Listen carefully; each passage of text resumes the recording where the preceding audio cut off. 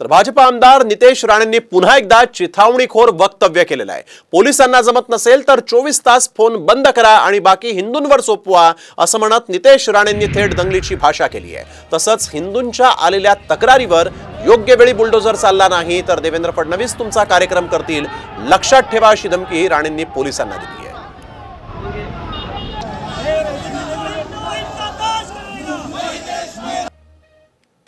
मी इकडच्या पोलीस खात्यातल्या काही अधिकाऱ्यांनी सांगेन, तुम्हाला अगर जमत नाही ना, तुम्हाला अगर त्यांना अंगावर घ्यायचं नाही, जाऊन दे, अन्याय विनय एका बाजूला राहून दे, फक्त 1 दिवसाची सुट्टी द्या आणि हिंदूंवर सोपून टाका।